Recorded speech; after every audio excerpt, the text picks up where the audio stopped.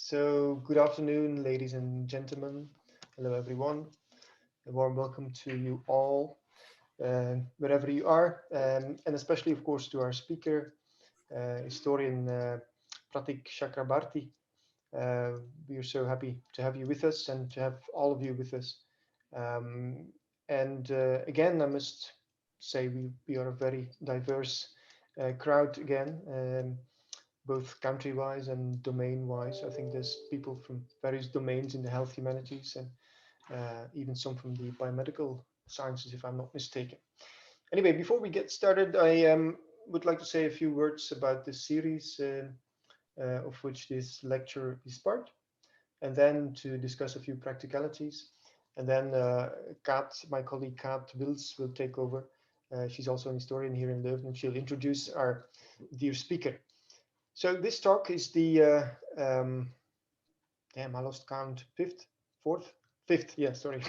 in a in a series of five. So this is the last one. Five health humanities lectures, organized for the third year in a row at the University of Leuven, the KU Leuven as it's called. There's some Catholicism in there, but it's a bit hidden, you know. Nobody will notice. And it's organized by the soon to be, well, what we hope soon to be Center for Health Humanities in Leuven. We hope indeed to officialize our interfaculty initiative soon. So well, anyway, in the meantime, we kindly invite you to our one-day workshop, which is coming up in June. Will be on the role of medical objects in health humanities. If you want to join us, feel free. Joris just added the link in the chat, so check if you're interested in knowing more. It's also free, of course. And then a few practicalities. So we have a bunch of interpretation students from the university ready to start interpreting today's lecture, and they'll do so from English to Dutch. So there'll be no German today. I don't know why. I think the person in question wasn't available today. But so if you click on, so below your, on the bottom of your screen, you have an interpretation button. If you click on that, you can wait. I'm trying to do this myself now. You can choose English, which is of course just Pratik speaking to you. But there's also German, which is not German, of course. This is Dutch. So if you want to hear some Dutch just for fun, or just because you'd rather hear it in Dutch, then just click on Dutch. You can switch between options if you want to do so. We choose German not because we don't like Dutch ourselves, but it's just that Zoom doesn't recognize Dutch as a proper language. I think it's a bit bizarre, but anyway, someday maybe we'll fight for it.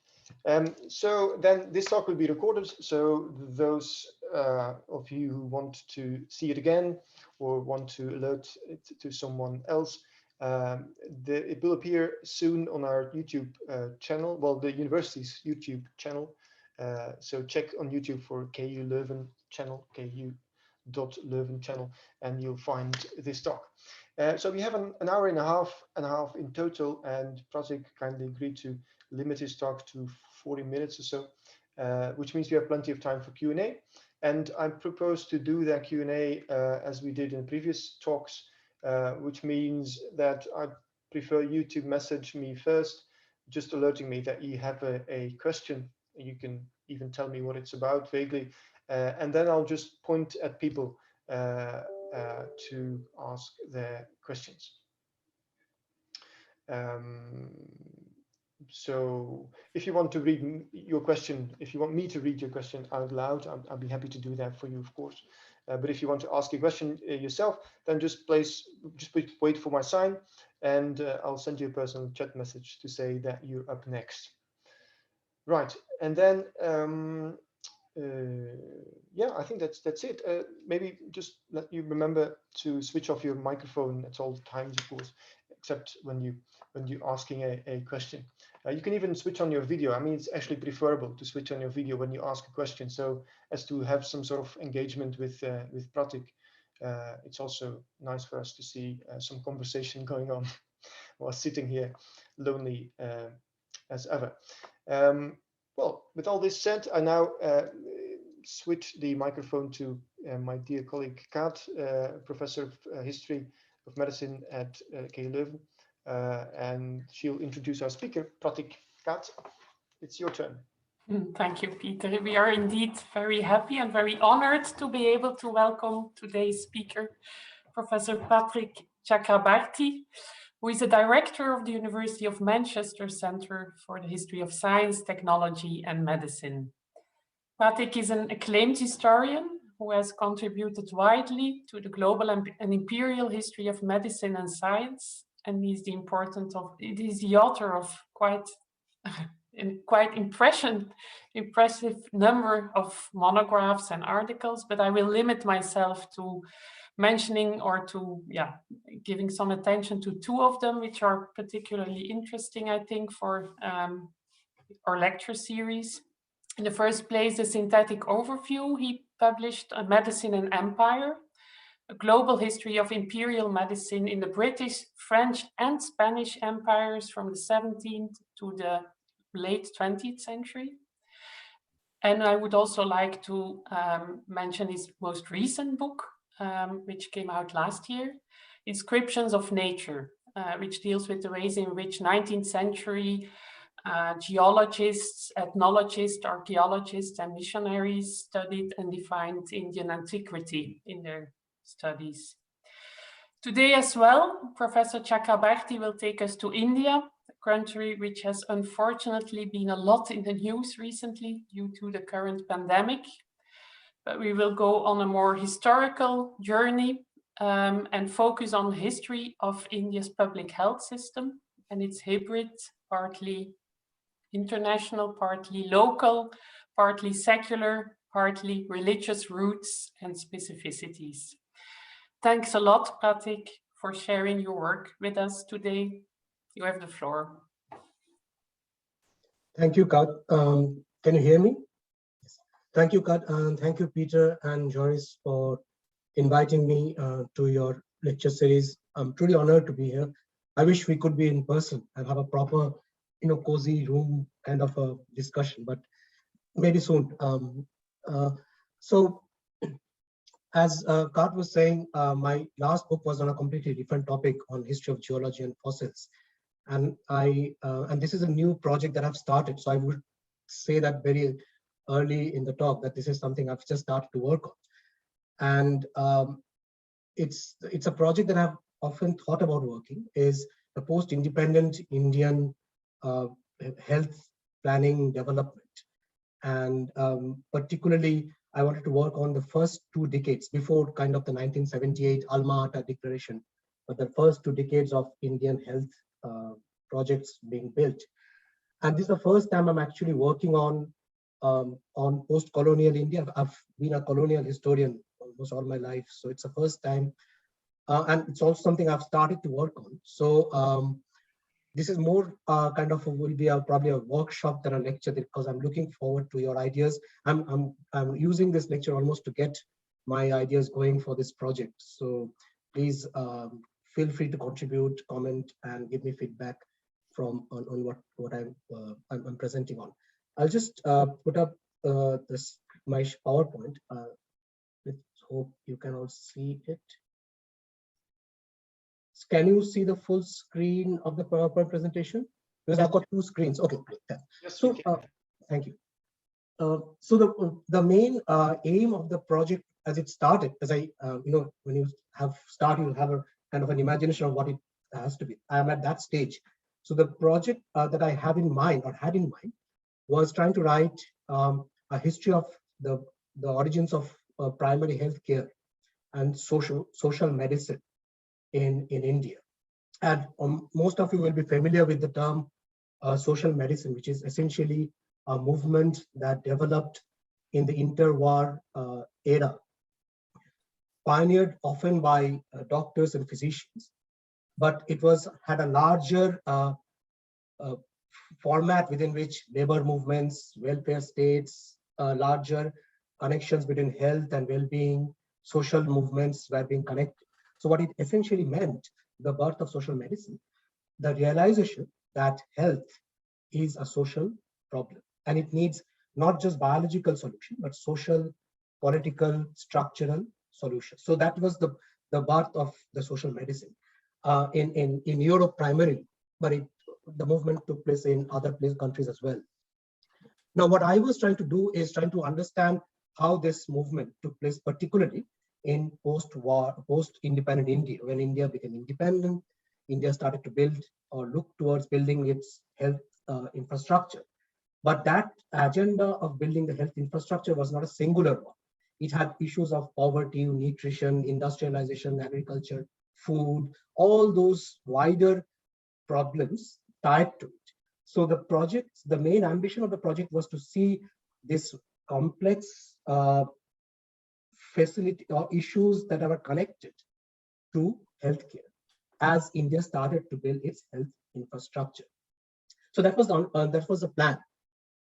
Now, there are two events that have been transformative in my ways of thinking. I'm just opening that up to your interest as well. And I think the pandemic for the last 18 months has transformed most of our those who work on history of medicine or health humanities. It is challenging and transforming our thinking and ways of intellectually conceptualizing our project, and that has been the same in my case as well. And as you know, as Kat mentions, and I do not want to go into the details of it, that India is now experiencing one of the most devastating moments of episodes of the pandemic. The pandemic is raging through from urban areas to rural areas. So it is exposing not only huge problems of the healthcare system, it's also causing huge loss in terms of people's lives, financially draining people's resources. So it's devastating. It's creating structural devastations across India. But one of the main points that I noticed was in this pandemic outbreak in India over the last few months, particularly what is called the second wave of the pandemic in the last few months, is that the state medicine has kind of collapsed or on the brink of collapsing. But what you see is there's a number of people, groups, individuals, volunteers who have stepped in the absence of the state or in the absence of state medicine. And you have several reports from that period, and it's something that is quite interesting to see that volunteers, individuals, groups are at the forefront of the healthcare providing the healthcare system, whether that is looking for oxygen or looking for beds in hospitals or basic infrastructure of healthcare providing. So what you see in India is in the absence of the health of the state, large-scale volunteers are stepping in that moment of crisis. And that has been quite, it's difficult to speak in terms of positives in this kind of a circumstance, but it is one moment that is opening up intellectually for us to understand what is going on. Otherwise, it is not an intellectual problem. It is a humanitarian crisis. But so what it is doing, the realization of this volunteers and individuals stepping in a moment of crisis is for me that this is kind of the structure of social medicine as it took place in India. So what I am trying to understand is the first 2 decades after independence was the period when large scale or groups of individuals, organizations, volunteers had started this project of health building or infrastructure building, working across the country. And I wanted to see if the kind of activities that we see at the moment is a continuity of those first 2 decades investment or social everyday investments in healthcare atmosphere. The other problem that I'm facing in this project going forward is not a problem, but it's again an intellectual moment, is what is known as the birth of the 5th wave.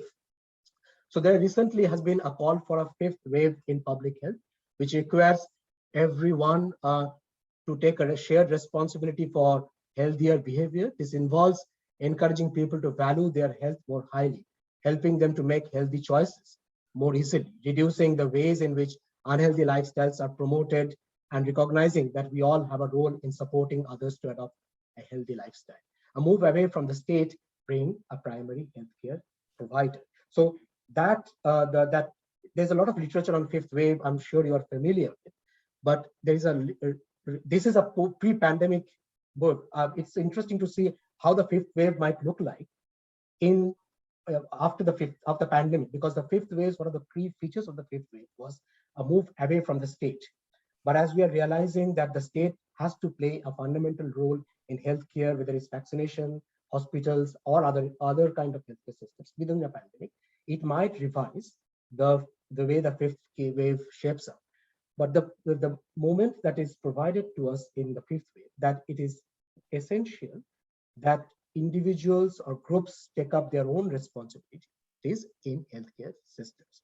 Now, this you would note is in quite contrast with what was the kind of the Alma Ata Declaration of 1978, which was the primary goal of the state being the provider of primary healthcare. So I'm just giving you that moment that we are moving away from the state-based kind of healthcare thinking to a more, perhaps you can say, neoliberal. Is the fifth way a neoliberal more institution of healthcare provisions? But the increasing moment is that individuals or groups have a higher, greater responsibility in their healthcare systems in the moment. Now, the 2 points that I would make before I move on to the actual paper. One is that the fifth wave literature, as you read more, is very much based on Europe and North America. The literature is very much talking about. So my question was, how would the fifth wave look like in India? What would be the nature of a shared responsibility of healthcare systems within India as well? And the second question, which I referred to earlier, is how the fifth wave would look like in India. So fifth wave in India. Now the fifth wave in India after the pandemic or in the pandemic. So what would be the future of healthcare systems within India in that moment of the pandemic, which is exposing the greatest problems of Indian healthcare systems, urban, rural, and the basic structures. So that is the kind of wider intellectual questions that I'm faced with in trying to write this history of the primary healthcare systems, or the origins of the primary healthcare systems in India. So the question that I have for you to answer for me is this: is the fifth wave calling an end to what was known as the social medicine, or are we reinventing the social medicine? And my point is that as we see more people taking active roles, and if we take that element of the fifth wave where communities and groups are asked to take more active part, so are we reconceptualizing the social medicine, which was initially thought in the 1930s and 40s, the birth of the NHS as a very state-oriented institution. So are we reconceptualizing social medicine as a form of health activism? Is this the future, that people take not only an active part, but a more activist part in healthcare provision? So that is where I am here and in the moment. And so from this, I'm going back to the 1950s and 60s to understand some of the origins of that kind of health activism as it developed in India. So we are heading towards New India, wrote Dr. Mahendra Bhatt to his mentor, Henry Sigerist, from his ship SS Franconia en route to India in the Mediterranean Sea, as he made his way from the US back to India on the eve of independence in 1947. Bhatt, like several other Indian doctors, had studied public health at US universities and was returning to India full of ideas, which he was keen to implement in the new independent nation.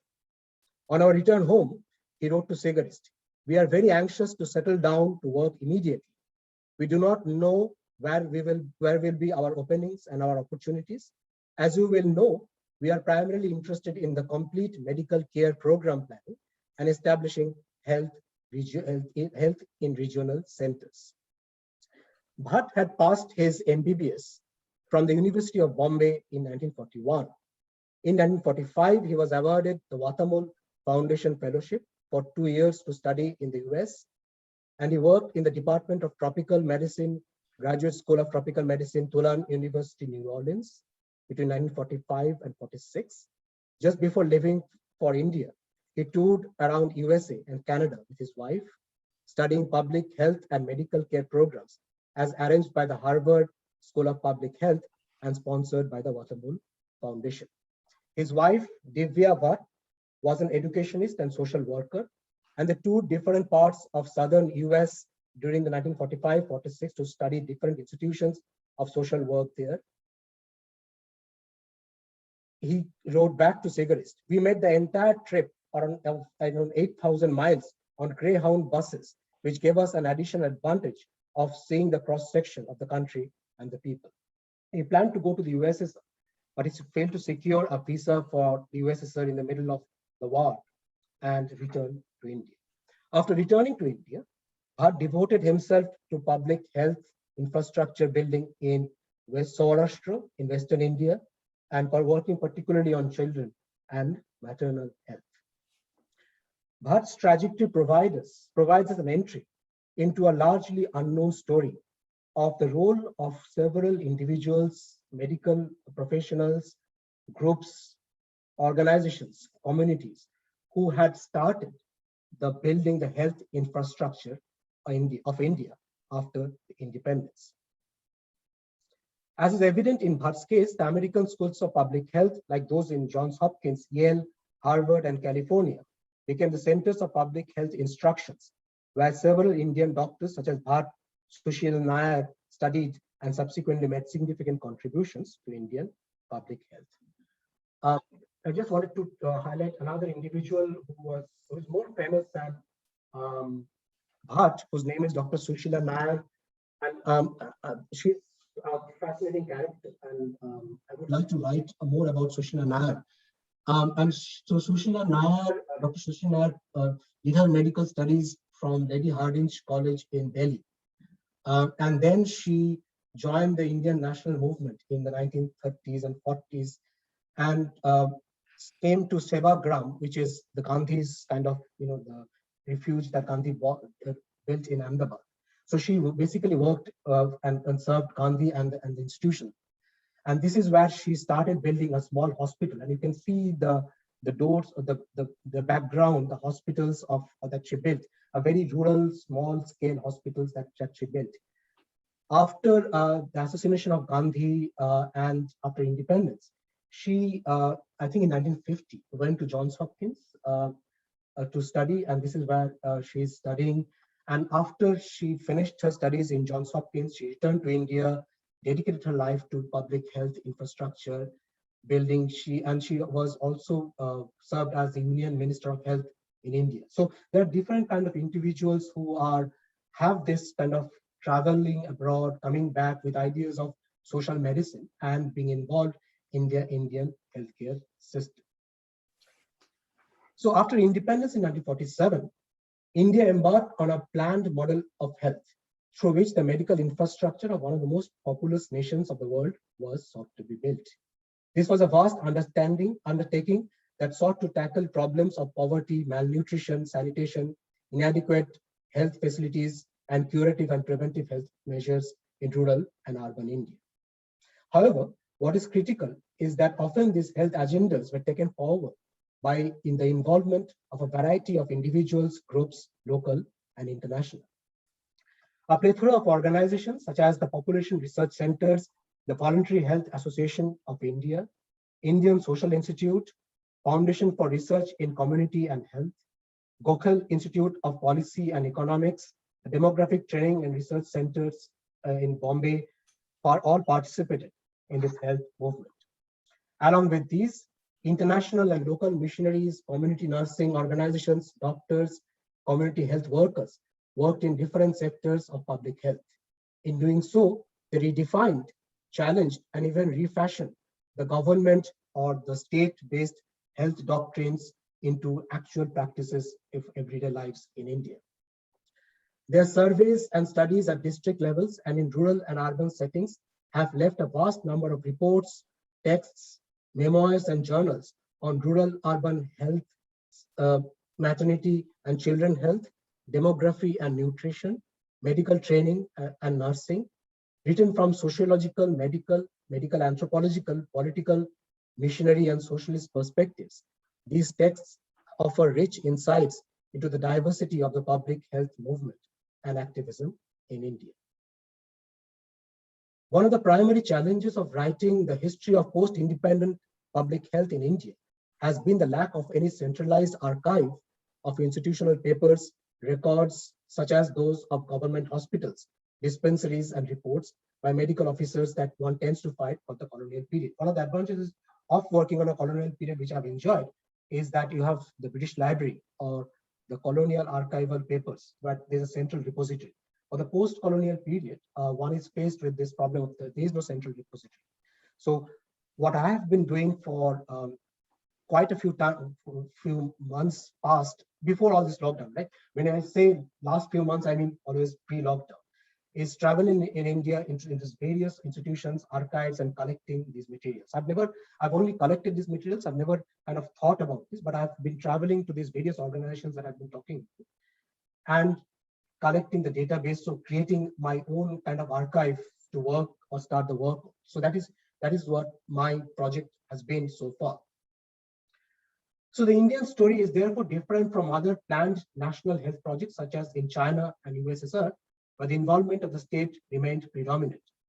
The Indian model has similarities with countries such as Mexico and South Africa, and the other countries participating in the non-aligned movement, where there are a similar mix of state policies and the involvement of various non-governmental agencies. The Indian history of social medicine is therefore a unique and somewhat strange combination, which unfolded during the decades of the Cold War. It was shaped by the coexistence of US and Soviet ideologies of public health, Christian and Hindu ideas of charity, and Nehruvian visions of development and modernity, coexisting with Gandhian philosophy of village-based self-sufficiency. And I just wanted to give you an example of the duality of that vision.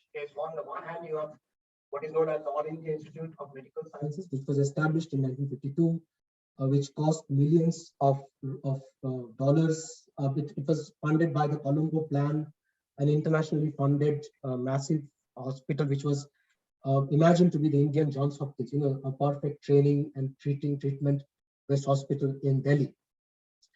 And on the other hand, you have what is the Kasturba Hospital in Sevagram, which Sushil and I, which I talked to you about. You probably remember seeing parts of that, but you have this smaller kind of hospitals as well. So you have this kind of very big planned model, but you have also this small rural hospital systems developing in India in this period.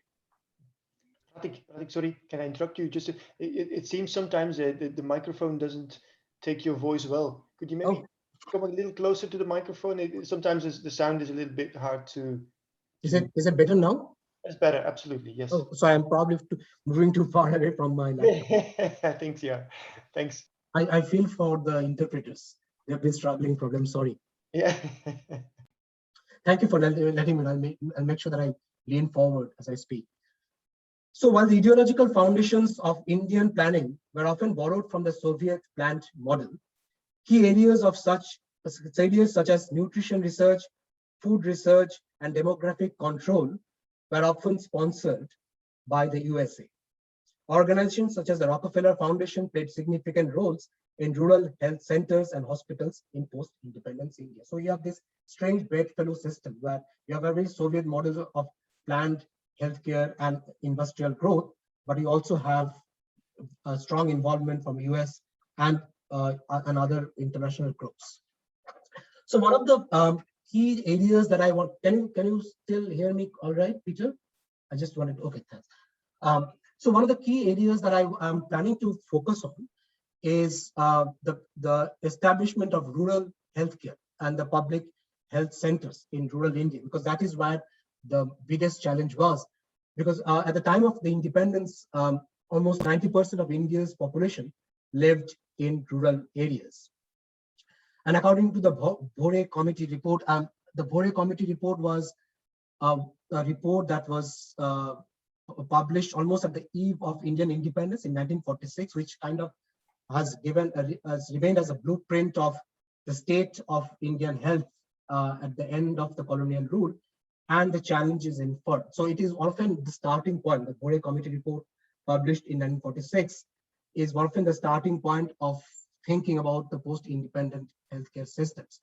So the Bhore Committee report highlighted the problems of the rural healthcare system, the almost a non-existent rural healthcare system, and stressed the need for establishing primary healthcare systems, particularly in rural areas. Now, what is interesting for me, in the rural healthcare systems that developed, or institutions that developed in the post-independent period in the 1950s and 60s, is that the rural healthcare system developed as part of a larger collective of research into nutrition, into demography, into rural hospital building, and food research. So there are several rural healthcare centers that came up in this period. Some had already been established in the interwar periods in the 1930s or early 40s. But there was a large-scale development of rural healthcare units in this period, which were not just providing healthcare to rural population. They were simultaneously, and this is something that is an interesting project to think about, they were simultaneously doing research in nutrition, in population control, in alcohol consumptions, smoking habits, demographic studies. So these rural healthcare system institutions are developed in post-independent period in India, were serving a complex kind of activities in this period.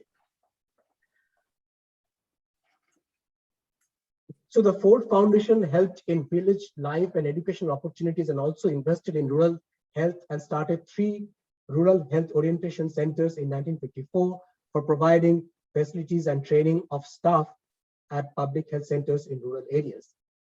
Along with that, there were several other rural health units which developed in collaboration of the Rockefeller Foundation and Indian physicians and doctors, and they invested in agricultural improvements, cottage industries, technical education, housing, and village planning.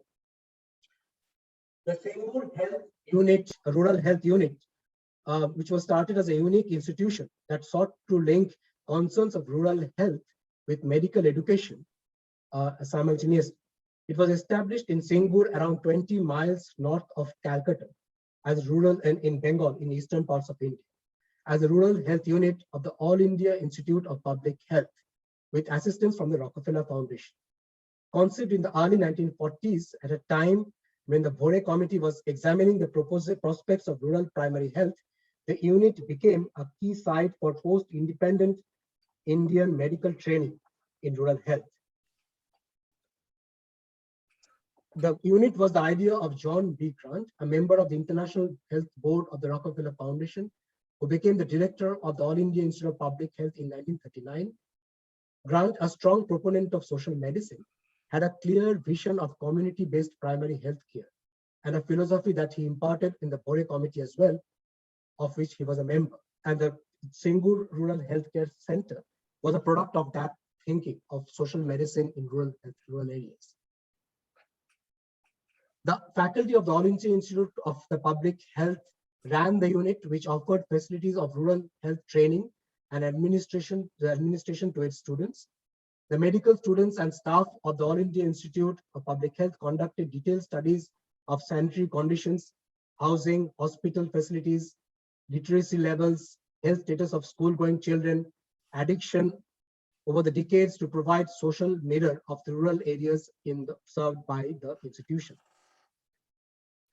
They provided the institute with what is known as a controlled rural community. It was almost like the All India Institute of Public Health, which was based in Calcutta, the city. It was almost its controlled rural health site. for investigation and for teaching of public health, along with functioning of the provision of preclinical sections of the medical college, of their own laboratories, and to clinical sections of their own teaching hospitals.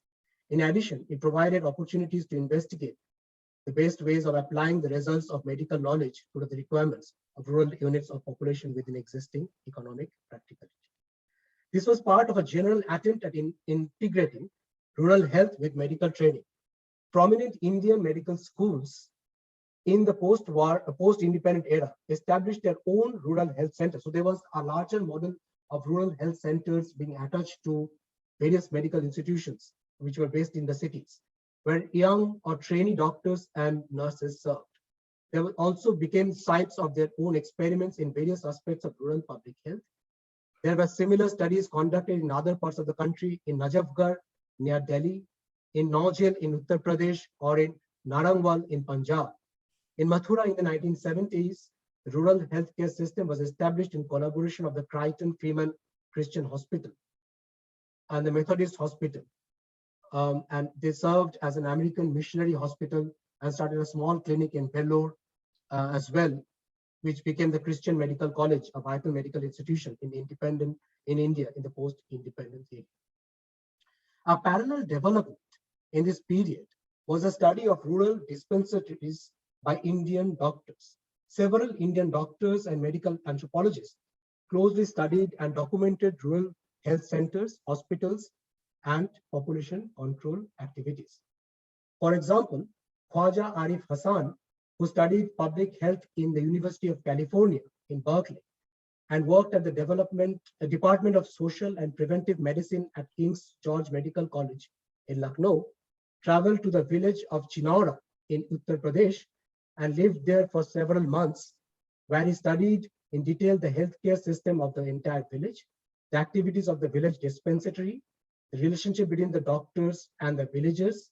This provided detailed and unique insights into the development of everyday administration of health systems, the activities of health workers, the vaccinations taking place, and a holistic picture of rural healthcare began to emerge in this period through these various activities.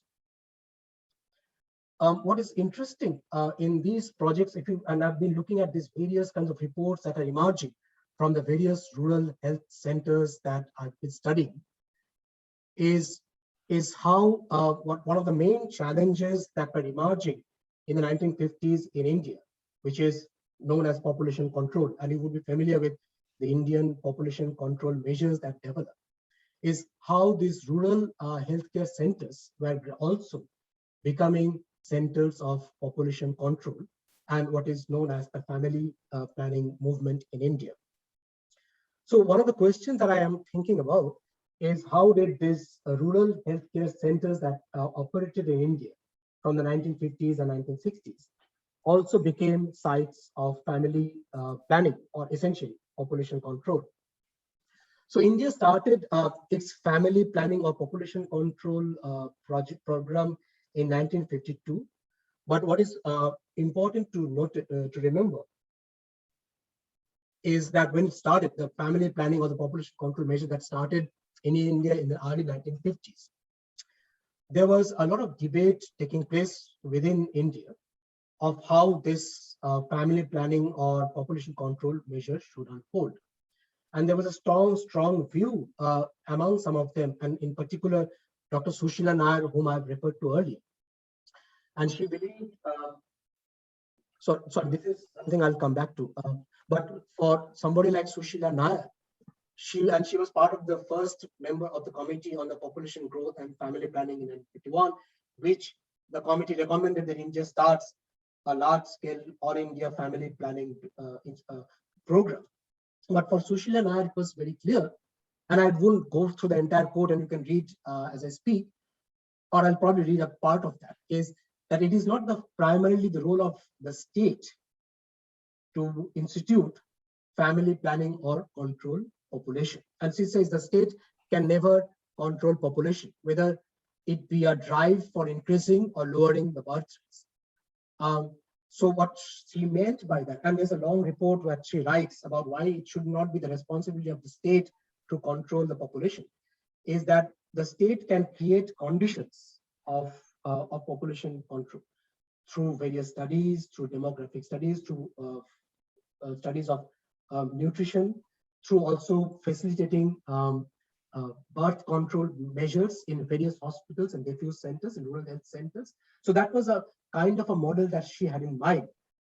And what you begin to see is that with that philosophy of the state not being the primary institution in the population control measure, at least in the early period that it was conceived, that many of the rural healthcare centers that were established or the various hospitals that functioned became the diffused institutions of the population control measures across the country.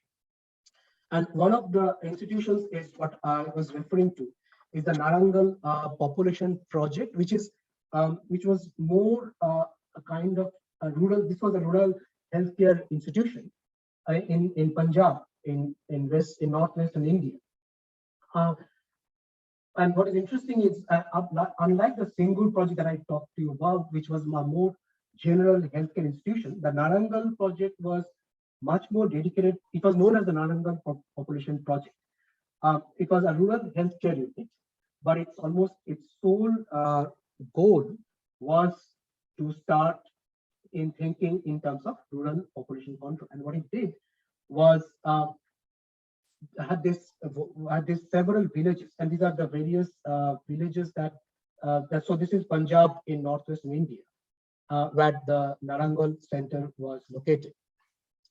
And it started this various projects of actual study of demography in rural areas, nutrition levels, population figures, and various kinds of studies. And it produced several reports about how these rural healthcare centers were important to become part of the healthcare or the population control measures.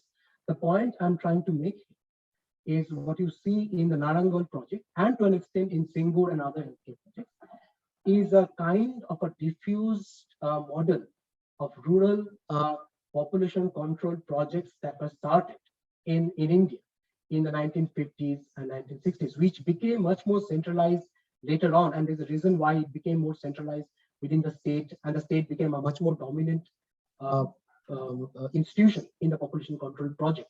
But in the early periods, in the 1950s and 60s, you have these smaller institutions playing a much greater role in these population control projects. There's another institution, for example, the Vulcan Institute of Policy and Economics, which was established in the interwar period. And what it was a fascinating project. It's fascinating not for the good reasons, but it's an interesting project of actually training midwives and nurses within the institutions. And I'm not going through the details of that. I'm just giving you the synopsis of what they did. So they trained nurses and midwives who were sent into the villages and rural areas.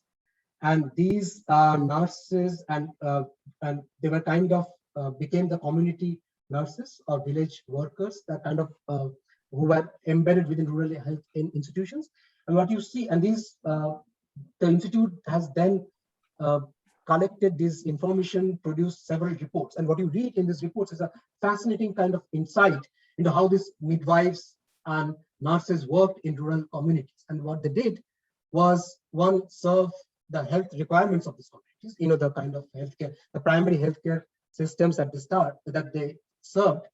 But what they also did very interestingly is gradually discuss family sizes, food, how many children do you have? Are you thinking of going through medical procedures? So you see this kind of movements of these institutions, these individuals, and this is what I have been trying to do, is the role of these various small groups, organizations who are playing an important role in developing these healthcare systems. And it's an amazing repository of these experiences of these midwives and nurses working in various rural areas who were not, so there's a holistic attempt who are not only just talking about family planning, but they're embedding family planning or population control within larger healthcare systems of the rural health institution. The other is projects within the Lady Hardinge Medical College, which is one of the most prominent medical colleges in India, which is the Colonial Medical College, which became one of the more prominent medical colleges in India. Where this is where, by the way, Sushil and I studied medicine. And there was a project as Sushil and I wanted the population control measures to be more within the hospitals. And what you have in the medical college were projects started where the doctors started talking to patients about population control, and abortion clinics were established, and there are these very interesting documents of people who are coming for other health or ailments into the hospitals, and they were being talked to about population control, about adopting population control measures. And there is also a very interesting database of those who visited the abortion clinics within the Lady Hardinge Medical College, and women in particular, and the doctors' conversations with these women, and why they had come for abortion or other forms of medical interventions into the systems. So again, I don't have any grand conclusions, and I'm winding up my talk as this going at the moment. But what I'm trying to present to you is this large-scale, almost unknown history of healthcare systems where food, nutrition, population, infrastructure, hospital medicine all gets mixed. It's not just one project at one time. And this enterprise or this movement for health was carried forward by almost unknown individuals who served in these various institutions. And I'm trying to write this history of what I believe is the history of social medicine, or the birth of social medicine in India. So just to conclude, the historian of public health, and this is where I'm going back to my roots as a historian of public health. So the historian of public health, Chris Hamlin, referred to the odd coalitions and to the strange, just bedfellows in the making of 19th century ideas of public health in Britain. In Hamlin's work, the Benthamites, the Christian evangelicals, found a common cause to work together with the anti-corn law leaguers, the factory reformers, new poor law proponents, and physicians. According to Hamlin, the sanitary movement was not a cohesive systemic campaign in the 19th century. Different groups had different aspirations and expectations. The early decades of Indian primary healthcare systems seem to reflect a similar story of odd coalitions. Perhaps in India, because there was no galvanizing force or individuals like Edwin Chadwick in the case of Britain in the 19th century, or no central institution like the NHS in the 20th century, these remained shapeless and diffused and easier to forget in our writing of history of post-independent Indian healthcare system. Most accounts of the history of Indian public health and primary healthcare have identified the lack of investment and disinvestment in rural health since the liberalization in particular of the 1990s. This, as we know, is essentially true. Indian public health has been fundamentally a failure, primarily due to the lack of investment from the state, which has become particularly evident in the devastating conditions of the current health crisis being experienced in India. However, that experience of failure should not override the contribution of the different groups, the volunteers and organizations and individuals that served in the early decades and continue to serve throughout that period and work even today. The pandemic has also highlighted the role of these odd coalitions that are essential to Indian public health.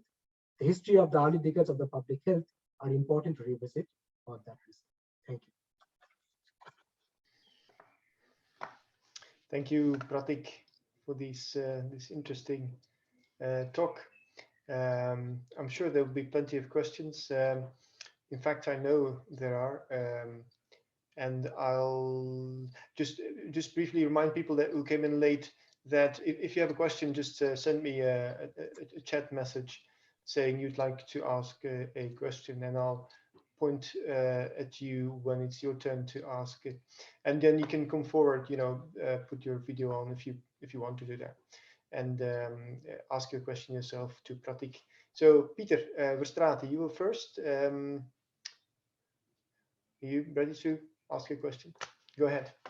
Yes. All right. Thank you very much, Pratik, for this very informative and interesting lecture. My question kind of picks up on something you mentioned at the very start of your lecture.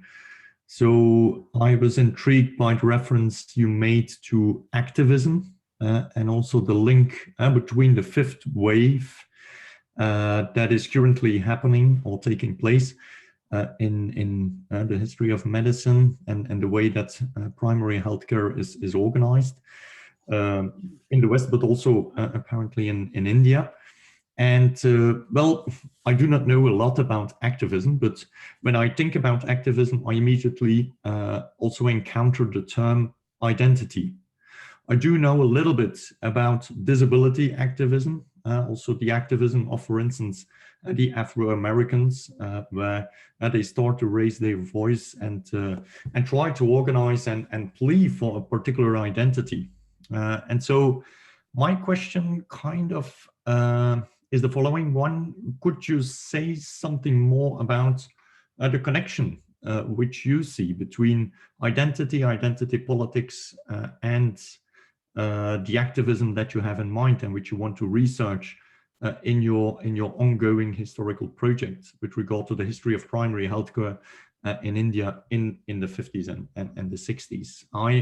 I did not really encounter the term identity, or I did not really see how it could play a role, but probably I kind of missed something in the lecture, or I assume that you have some ideas about that. So it's a very broad question, and yeah, looking forward to your thoughts.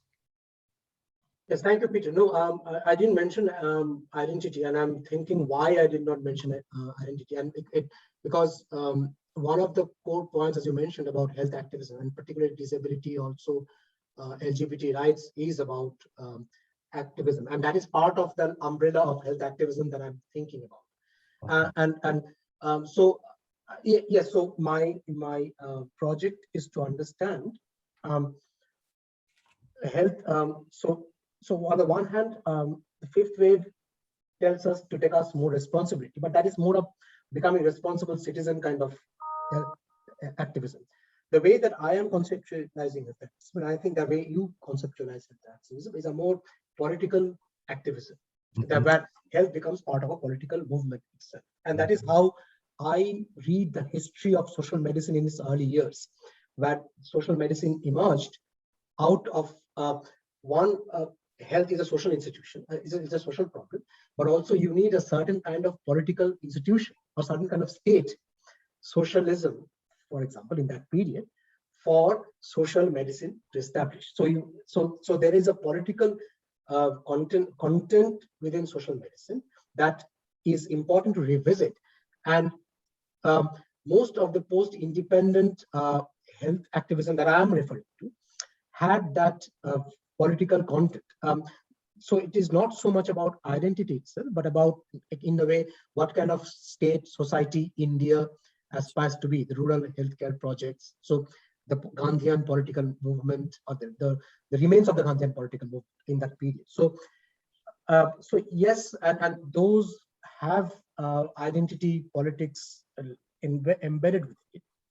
But for me, the main question and I would like to see the health activism that I'm conceptualizing as a holistic movement where rural health, hospital facilities, and rural and basic infrastructure building is in conversation with rights activities as well. So it is so that is the kind of, if we are rethinking social medicine in the 21st century, in the face of fifth wave and in the pandemic, I'm writing in mind about a new form of activism, as it happened in the 1930s, but a new collective of political activism that should drive, or that can drive, I shouldn't use the word should, that can drive health activism in the contemporary period, in that period. So it's a redefinition of health activism, and I would take your definition of identities along with that idea. Okay, thank you. Oh. Thank you for your question, Peter. Then I have Kat, who has a question about religion, women. Well, let you ask the question yourself. Okay, thanks a lot, Pratik. It was a very interesting story. And what interests me maybe most in it is what you told about family planning. So I'm myself more familiar with the history of family planning in Catholic countries, where this has been a terribly difficult story, and in which, in particular, feminist activists have played a crucial role. So while listening to you, it struck me at least that one of the protagonists, Sushila Nair, is a woman, a female doctor. So I wondered, is that something, let's say, which tells something more about the broader movement of family planning in India? Did female doctors play a role in it, or an important role in it? And secondly, how, as far as I understood, it wasn't that much of a contentious issue. Were there any religious forms of resistance against ideas of family control, family planning? Or not? I mean, I would just love to hear a bit more about that. Yes, thank you, Kurt. So as you know, I've just started the project, so I wouldn't be able to give you very definitive answers about that. But the broad landscape is, yes, so Dr. Sushila Nair played an important role in that movement. But her position in this is she was not against population control. She was against the state playing a dominant role in population control. And she believed that the state can only create conditions within which population control almost takes place organically. So it's an infrastructure building or a condition of situation where it almost becomes a regular part of the institution. On the other hand, what you see in the various reports, or what I see in the various reports that I've seen or read, is a huge involvement of not just doctors, but midwives and nurses who worked. And I don't know whether you've seen, there are quite a few documentaries of Indian family planning in the early decades, in the 70s, where nurses and midwives served in rural areas. And they're actually deep documentaries of going into the rural areas and the people that I've been talking about and having conversations with villagers. So there is that role of women in starting this the projects, where was a significant part. In terms of resistance and protest, yes, there was. So on the one hand, there is a general conversation that is taking place about family planning and movements that is taking place. There are resistances, and the resistances become particularly prominent in the later decades in the 80s, when in the emergency and the forced sterilization programs were established. What I'm trying to read is between the lines, because these reports are not reporting resistance. So these are kind of institutional reports. And these are saying that this nurse goes to the village, collects data, and she then reports to the institution. So you get this kind of almost sanitized report of how wonderful this nurse is, who goes to the village and studies and talks to the people. So it is, I'm trying to read to see, as she talks to the women or the men, what kind of response they are getting, where you see, because they are reporting, whether you believe it or not, that there's an acceptance about conversations about family planning. Whether that is actually true or not, so this is almost going into the deep history or the, the kind of deep social history of acceptance of family planning logic, which I'm trying to understand. And I'm trying to understand this through the kind of reports and organizations, the ground level organizations, because most of the literature is from the top of family planning institutions. So I'm trying to understand. I don't, so my quick answer to you is I don't know enough to say what everyday resistances were in these conversations that were taking place. There must have been, but it is, but unless we actually read those reports, these documents, we will not know what the everyday kind of resistances to family planning conversations in this period. Yeah. Thanks. Thank you, Kat. Joris, you're up next. You had a question about British influence and about political and religious influence. Yeah, thank you, Peter. Yeah, the question about political and religious influence is a bit similar to what Peter and Kat have actually asked you, Pratik. So thanks in the first place for a wonderful lecture and a great admiration for the ambition to bring together this diffuse history and traveling to all these institutions to piece together the archives. I was really admiring your work in doing that, and a bit like Peter and Kat, I also had the feeling that, let's say, behind the institutional histories and the reports, there is also some political content and some religious or ideological views that may be behind that, and that's are still hidden in the landscape. And I would also, bit maybe similar, encourage you to include a lot of that also in the history. But of course, this is the difficult part to grasp, and that's something that in projects that we are also struggling with to interpret. So I'll, since you've already commented on that, I'll focus on my second question, if I may. So I was also very struck by the fact that you mentioned a lot American influences at the Rockefeller Foundation, the Ford Foundation, the fact that many of the doctors that you mentioned had studied in the United States. So that was clearly present. At the same time, you did not mention a lot Britain or the NHS as a model. And in fact, quite the contrary, the state should not play a central role in this. And so you sketch it a bit as a Cold War context, that the USA gets a lot of influence in India and so on. But I wonder, how to understand this? Is there no longer a pre-war influence of British views on health in India? Is this part of also a history of decolonization that we need to understand? And can you comment a bit more on that? I would like to hear a bit more on it. Thank you.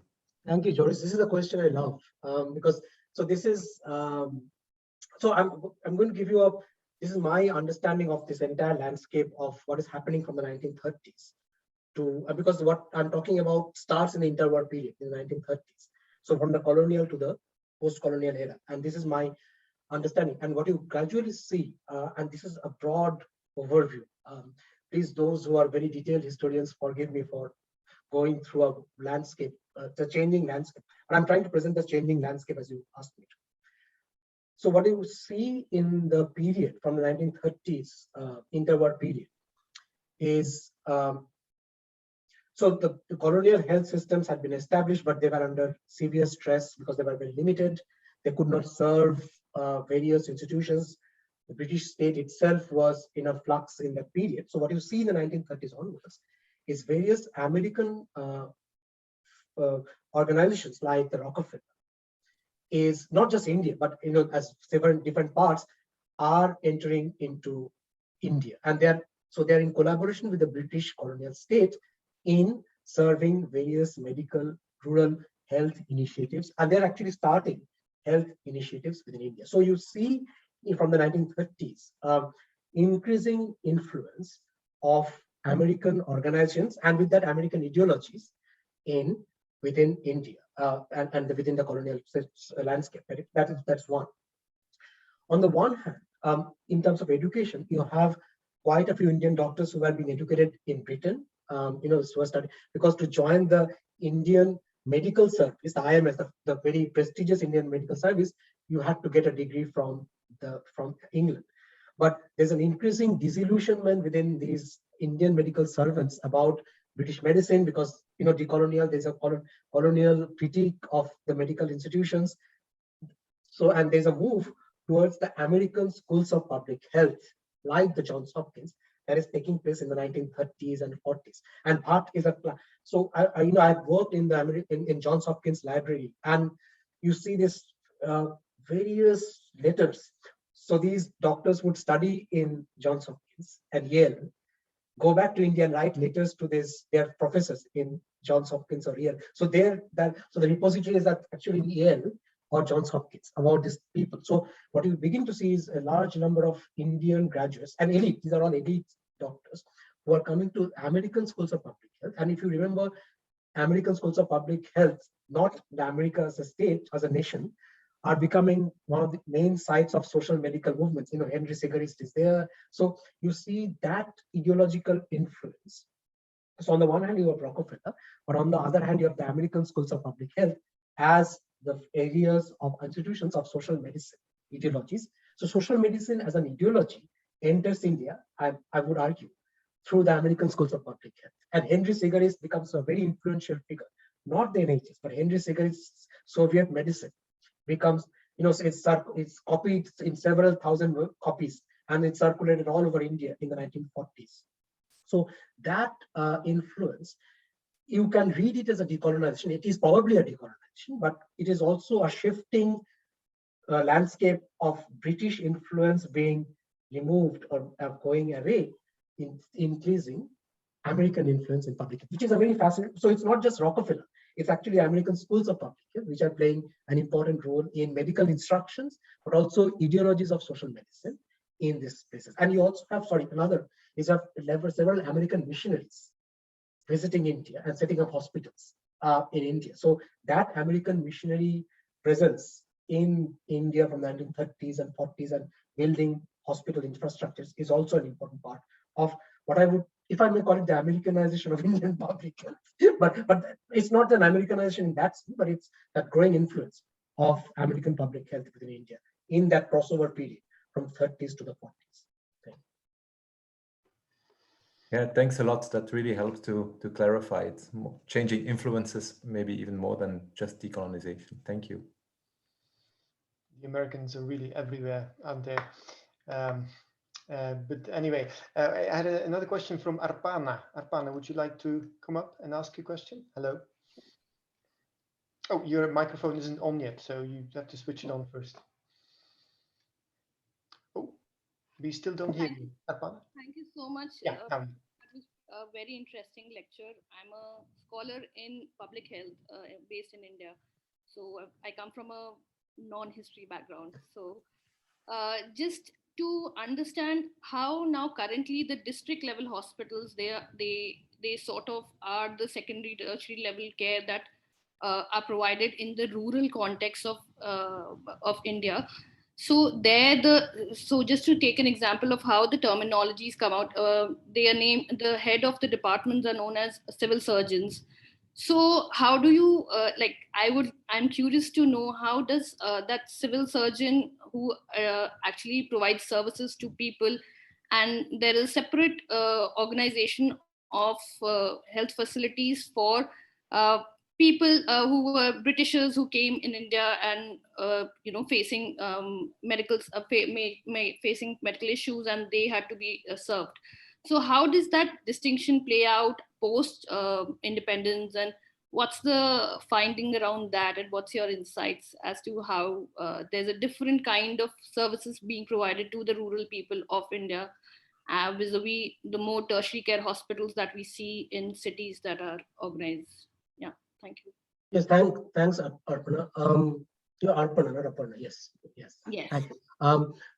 So no, what is interesting in this period is in the 1940s and in late 40s and 50s, that's the period I'm studying in rural healthcare institution, is the health centers that I'm studying or looking at are mostly developing out of urban hospitals. So they are kind of, the rural setting for an urban-based medical institution. So almost every prominent medical college in India had their rural health centers where they would send doctors to serve for a period and in that community and kind of do the studies. So in this period, and it changes in 1972 when, what was it, the Carter report of 1972, which produced a critique of that model of this kind of urban and rural healthcare systems being affiliated system. So it developed as an affiliated system. So that model changes from the 1970s when you have more independent, parallel, dedicated healthcare system. But then there's a problem of those were underserved in terms of finances, funding. So they never developed, and Indian healthcare systems remained urban-based in that way. But in the early periods, the initial health centers were kind of rural areas were kind of, and this is a critique, kind of laboratory situations of urban medicine. And this is where you go to do a bit of study, you do a demographic study, nutrition study, rural habits. So medical anthropology as a discipline was taking shape in India at this period. And medical anthropology was taking place in the sense of these urban hospital doctors and physicians and health workers would use the rural settings as a site of study, and they used to call it the controlled rural community centers. So it is a site of study for rural urban-based systems. I think what I do not know is how that dynamics changes in rural health centers becoming much more independent. I haven't done the research to comment on it in any certainty, but what I want to understand is how the rural healthcare centers, and if anybody knows better than me, there would be many people knowing better than on this. I would be very interested in how in the 60s and 70s, or in the decades following, rural healthcare centers became much more independent of the urban system, if at all. Thank you so much. Yeah. Thank you. I mispronounced your name apparently. It's Arpana? Arpana. It means to give. Arpana. Yeah. Well, thanks for giving us your question. Andrew Seaton, you had a question. Would you like to ask it now? Sure. Hi, Dr. Chakrabarti. My name is Andrew Seaton. I work on the history of the NHS. So my question kind of follows a little bit on from Joris's actually. So I have kind of a comment based on the conversation that you guys were just having, and then a question. I think this question of kind of shifting British American influences with India in the picture as well is a really interesting one. And I recently published an article on Rockefeller Foundation support for health centers in the UK in the NHS, and there's a lot of this, some obviously very, very different contexts. They're not interested, it's industrial health rather than rural health, and they're not as interested in population control. So, but very, very interesting overlaps about a belief in social medicine, the tenets of social medicine, and health centers as a way of achieving that. And I think there's a really interesting story that you're telling, kind of about what these foundations are doing in India, but also in a connected story in different places. I wanted to say that. And the question I had was about emigration of Indian physicians and nurses and doctors, because obviously that's a huge pressure, a little bit later on the Indian healthcare system is simply the loss of trained professionals to the US, the UK, Australia, and so on. And I wondered, is that something that you're seeing in your sources? Is that a problem for these rural health stations, that they're losing, they can't retain their staff? Is there a kind of anxiety about that? I'd be really interested to know. Thank you, Andrew. It's an interesting, yes. So the Rockefeller influence, even within British medicine, or the American influence, even within British medicine, and in that period is equally important of how American models of unit-based kind of medical cultures are developing. Not just a colonial story; it's a larger story than that. About the NHS and the immigration, it's an interesting point. So, in my institution in Chester, Stephanie Snow is working on this big project on 70 years of NHS, and one of the main areas she's working on is the immigration of not just Indian but other doctors from West Indies, Africa, and other places, and how NHS is defined. In India, you begin to feel that issue in the slightly later 1960s or late 60s onwards, that problem. But if that influence is felt, it's never at the rural health centers, it's only at the urban health centers. India is still producing, and because India is expanding its medical education in this period. So India is producing large numbers of doctors or trained medical professionals.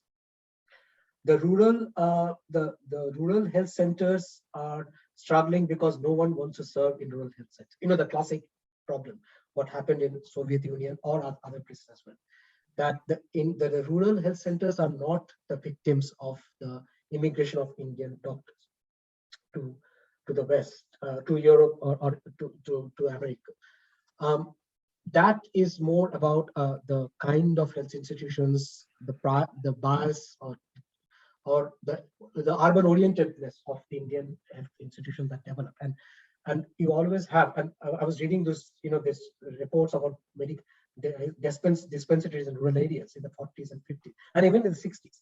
You have people who are serving for a certain period of time and then going away. So young doctors come into the rural health areas, absolutely no interest in the community. And so there's a brilliant story. I'm sorry, I'm just going aside. Is this institution that that somebody studying, that there was an older doctor in a rural health settings who knows how to talk to the villagers, conversations, welfare, and so there's a larger kind of involvement in the community of the doctors. This doctor then retires, and then there's a young doctor who has no interest, and the villagers, and this person is documenting all that. So the villagers hate this doctor, and because he doesn't show them the respect. So it's a brilliant dynamics of how urban rural healthcare systems are not compatible in that period, when the rural health center is essentially a fallout of what is a very urban based system. So yes, to give you your answer, the immigration question is important, but I think for India, if you look at India, the question is more urban rural problem about health infrastructure and medical personnel. Thank you. Thank you, Andrew, for your question. Now we have 9 minutes left, and we have three more questions. So that gives us 3 minutes per question. Let's do this. Arshad, you're up next. Hi, Arshad. Hi, Pratik. Thank you. Fascinating insights as always, and I'm glad I learned to figure out how those things at the bottom work, so I can even talk to you, unlike the last one. So, 2 questions quickly. You mentioned a range of different influences, almost like a kaleidoscope, like doctors returning to India, Christian missionaries, major teaching hospitals you just talked about, and I just wondered if will you give some dimensions to this, all the different aspects, because in your research in the future, because if only 50 people in the period you talked about returned from overseas compared to 100,000 missionaries working in rural areas, it gives some. So that was my one question. In your research, will you be giving some dimensions so one gets a perspective of how? The second question I had was just because I found things. I think you might find the actual archives of the LSD, the London School of Hygiene and Tropical Medicine, very interesting. I don't think they're digitized, but I because of their long-term connection, especially in that period with the tropical medicine, you might find that a source of interesting information. Thank you. Thanks, Arshad. Thanks for the suggestion of the London School of Tropical Medicine. I've actually done the research in India, and now I'm going to start more in Britain as well. Ideologically, it's a complex problem because my take on this, and I'm trying to be very brief, is I would like to see it as various, the oddness which Chris Hamlin talks about 19th century Britain. is there are various coexistence of various ideologies of Nehruvian missionaries. And that is the kind of idea that I have. You can't have, in that kind of a picture, where you have different kinds of importance of different people, you can't have one ideological frame. So Indian social medicine is a kind of a coexistence of various different points of view about health and welfare going forward. So yes, that's all I would say at the moment, to keep it brief, is to keep that overview of a complex ideological existence.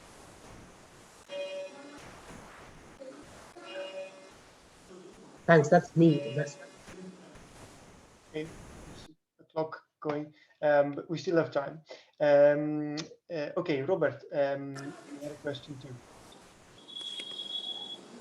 Yeah, thanks so much, and for this wonderful talk. It's been really interesting. My name is Robert. I'm a MA student in anthropology. I'm looking at primary healthcare program in Delhi currently, and I wanted to ask a bit more about this urban-rural lens, and maybe if you could expand on that, particularly in urban spaces. I mean, what kind of conceptual lenses you would suggest to approach historically primary healthcare with? It's often a much more philanthropic space than a central government planned space, and it seems like a space also where the binaries of primary, secondary, tertiary kind of become blurred.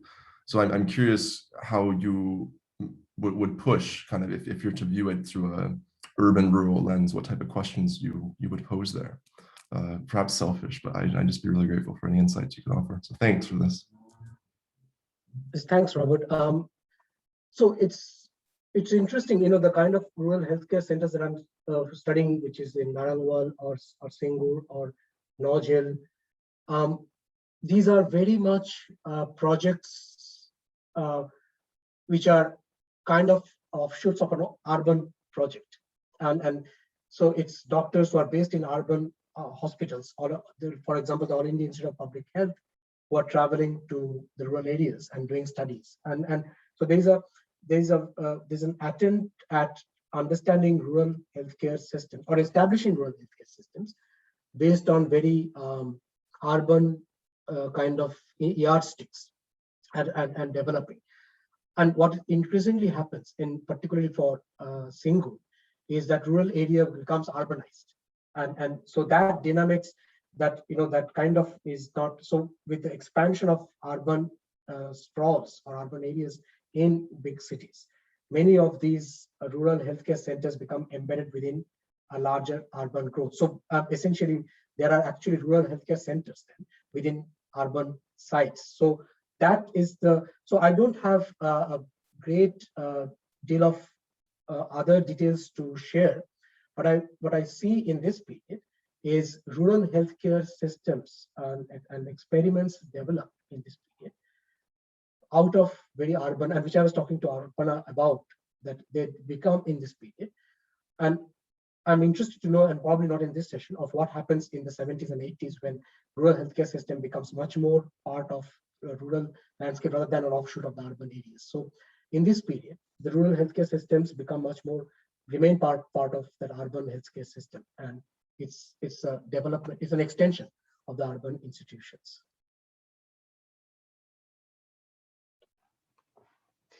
Okay, thank you, Robert, for your question. You're still up for one more question, Pratik? Yes, he is. Rachita? Yes, there you are. Yeah, it's Rajita. Rajita, okay, hi.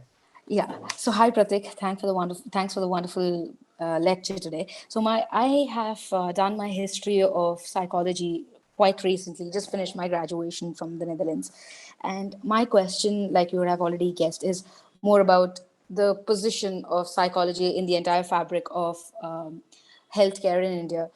I have two parts of my question. So part one is more about like what is the position of mental health and the diagnosis of it? Is it entirely for the psychiatry and the doctors to do, or is there a part that psychologists played in the entire thing? And the other part is more about the sociological side of psychology, like you were talking about the birth control the idea of birth control is quite new, and is there any role that psychology could have played in the entire large fabric of healthcare, that they try to convince people or just popularize the concept of birth control or family planning? So these are my two questions. Yes, it's interesting because I've read a lot about psychology and mental health institutions within the colonial period. And as far as the research that I have done, it does not feature very much in my research. So I do not know how that was developing in this period as far as that research is concerned. I'm wondering what your experience has been in terms of post-colonial psychology institutions in developing in this period. As far as the birth control is concerned, I'll just quickly, and I'll let you. Sure. There's a very interesting conversations, there are reports about, and you see this, there's a brilliant report called "My Hand Was Trembling," is a person who was subjected to, and this report is called that, subjected to a sterilization. And so his hand was trembling, and the doctor asked, "Why is your hand trembling?" So you have this, and he then starts talking about the anxiety and the mental. So you have this very interesting insights about the psychological impact of these various institutions that were being brought about, like family planning and what. So for me, it's a completely unknown area of what the role of psychology, and I never thought about it the way you have planned it. So, yes, so I just quickly wanted to know what your thinking is about it. I haven't really looked into the matter per se, but in my opinion, like you already pointed, like healthcare has its origins from, like theoretically, it's originated from the Europe, but in practice, it has been Americanized over time. And I think psychology is no exception. It's more or less the same. But from my understanding, I've read a lot about how psychology as a subject has influenced the anti-colonial movements and how it has tried to motivate people to participate more in freedom fights, freedom struggles. And I did read not a lot about it. I think it's a very, very little research topic per se. But I've read a little about how the surveys from the government and policymakers pre-constitution were used from a psychological perspective, like as in the demographics were interpreted by psychologists, and they try to make sense and help policy making in it. I mean, these studies are not explicit because I don't think anybody was researching into this topic, but I did see glimpses of this, and I mean, personally, that is something I'm interested in personally. I do want to research more into this in the future. So I was just curious if you did notice anything of that sort. Yes, thank you. No, actually your question is now, I won't, but I can see now is what you call it, the implicit psychology of health planning. Right. And that's a very useful way to think, because now I can see a lot of reports in front of me, which have this implicit psychology of a new health institutions of being built and the impact of it was having. So yes, thank you. I never thought about it that way because it wasn't a explicit institution. So I guess like in the colonial period, but in the post-colonial period, that has to be an implicit project about understanding the psychological impact. Right. And I think that is primarily why there's no explicit and massive research going on this topic, because I personally think it's very implicit, because psychology is gaining importance only recently, like in a decade or two. So until then, I think it was quite underdog, and most of these, and there was elitism, like intellectual elitism, obviously. So I think most of these intellectual thinkers who pose themselves as politicians or strategic thinkers or policymakers were, I don't know how many of them have their training in psychology. I mean, I think that'll be fascinating to study. Yes, no, it's absolutely. It's just opening up new possibilities for me. This is why I was presenting this paper. So, I'm glad it did that to you. You're welcome. Thank you. All right. That's it, I guess, folks, for tonight. Thank you very much for all these questions. I even had to turn away people had more questions. So I'm sorry, but we only have so much time, and we'll be closing off now. But thank you again. Thank you, Pratik, of course, for your wonderful talk and all your extra answers to our questions. This was a very worthy end of our lecture series. Thanks again. And thanks to all of you. And hope to see you again next year, or maybe at our conference in June. So please check our website if you're interested in knowing more about health humanities stuff. Bye for now. Bye. Thank you. Pratik, if you want to, please stay a little bit longer, just to. Okay.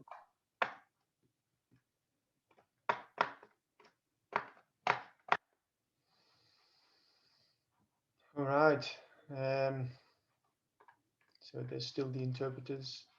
Hey, interpreters, are you still alive there? I can't see you, but and I didn't check, to be honest, this time. I didn't have the time to. Yeah, bye Peter. Peter has to pick up his son at school. Ah, Amber. Ja, ik hoor je nog niet. Wacht, moet je... Ah ja, je moet je eerst uit de dingen zetten, zeker. Wacht, mag ik jou even host maken? Ja, dat is wat je nodig hebt, hè. I'll make you host. Here you go. Then you can liberate yourself from your booth, I think. I think I just did. Okay. What Can do you you hear mean me? by a booth? Yeah. Oh, the booths are like the different channels for languages that they have on Zoom. So it's not a physical booth. No, I'm working from booth. home. Yeah, it's a digital channel. That's what you can call it. Yeah. Unfortunately, we all have to work digitally these days. So yeah. Yes. No booths for us this year. Thinking you were sitting in a small booth. No, Yeah. this is just my room. You can see here. Yeah. I would love to be sitting in a small booth right now, but that's just not the reality. Yeah. Anyways. You survived, guys? I have to say it's pretty difficult. Also with the mic problems was kind of hard. Oh, like sorry. I understand it's these things happen, but it became harder to keep track of the story, and then so if I'm being honest, it was pretty difficult, but it didn't change the fact that it was a very interesting lecture. Yeah, of course. Yeah, I don't know. I think Pratik, it wasn't so much the distance between you and your microphone. It was more like a digital thing. Like every now and then, some part of your sound was switched off, or sort of, and so you could still hear you, but it was a bit it's going up and down. Yeah, a bit like that. It became really thin at some. See, that's a frustration. Yeah, it is. But you're just so dependent on the infrastructure. Yeah, that's true. But then again, it's nice to see that people from all around the world can join, and that wouldn't be possible, of course, if you had come to Leuven. So there is also a nice side to it. Yes, but I think hopefully by next year we will have actually in person webinars and conferences. Yeah. And by then there will be, already at CK Leuven we have all these facilities, to live stream talks, while you're doing it, and you can physically be there, all of you. But if some people from far away want to follow, they still can. So it's we're gonna have the best of both worlds, I think. Yeah. So would Amber, Jana, and Janina still be interpreting in a in-person seminar? Will they still be interpreting, or that is only for a digital conference seminar? That interpretation? I mean, for us, probably not anymore, because this is our last year. So maybe the next generation. But yeah, it's just looking at the different models that they have for interpretation streaming. Because, for example, if you YouTube stream or stream on any other platform than Zoom, it's harder to interpret because there's just no interpretation feature available. But we could be on site in a booth and then live stream us as well on a different channel. But that's just a whole technical thing that you have to figure out. Yeah, it's true. Yeah. But you're counting on passing this year, so you're not coming back next year. I hope so. No.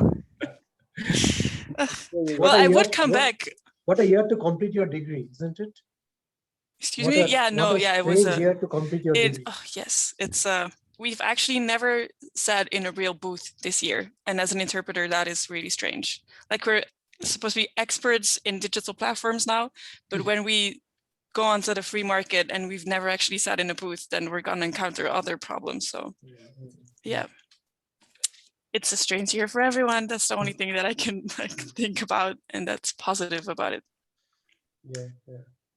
So I was also really impressed by the interpretation. I switched a few times between the English and the Dutch just out of curiosity, and I imagined, of course, myself having to do it. And I was also baffled by the fact that you guys could do it so well. Because it's really difficult. You have to listen and you have to translate at the same time. So it's incredible, I think. Also on a subject that is not familiar to you. So it's really... Not at all. But yeah, thank you. Okay, guys. Well, thanks a lot again, and bon courage with the exams. Huh? Thank you. Thank you. So do you have, sorry, I'm just interested, do you have physical exams or digital exams? Yeah, physical. Next week, we have to stand in front of a 30-person jury, and then we have to do our interpretations. In person? Yes. Actually. Yeah, in a big room with many people present, and then everybody will be judging the quality of our interpretation, and then yes, it's going to be a hybrid form as well, though, because like the interpreters from the European institutions are going to be present online because they're not allowed to leave the institutions and go to other conferences or meetings. So they're going to be listening virtually, and then the jury is going to be in the room, and then it's going to be us in a booth and just trying not to die, basically. Yeah. And it's in exactly 1 week, so we're kind of stressing out because in 7 days we are already there now interpreting. So yeah, we're kind of stressed out. You haven't had the experience of sitting in a booth and actually doing it. Yeah, exactly. The first time you do it is in an exam situation. Yeah, more or less. Yep. Good luck is just all I can say. Adds more to the stress, but we'll get there. We'll be fine. Get there. We'll be absolutely fine. Thank you very much. Bye. Bye-bye. See ya. Yeah. All right. Peter, yeah. Do you want the host function back before I leave? Otherwise, I'm going to end the whole meeting. Yeah. Thanks. Yeah. 1 second. There you go. Should be fine now. Okay. Thank you. Bye. Thank you. Bye. Okay, guys, I'm going to leave too. Pratik, thanks again. I'll send you the email as promised about how to get paid, basically. Thank you very much. I appreciate it. And thanks again. It was good. Lovely to see you all. Yeah, and thanks a lot. I'm really looking forward to it's just beginning more about it. Yeah, it's just a beginning because nobody's looked at this period. You know, people look at more the 70s and 80s or 80s and 90s. Yeah, this is kind of a blind spot in Yeah, it sounds really promising. I'm also interested in the mental health part. You know, I'm into history and philosophy of psychiatry, so I'd love to see more about that as the last question. Yes, and that's I've never, because there are no such explicit institutions or reports, but it's in a different area that one has to look for. Almost read between the lines. Yeah. Okay. Well, thank you. Okay. Bye. Well, thanks a lot. Again. Thank you again. Bye-bye. Bye.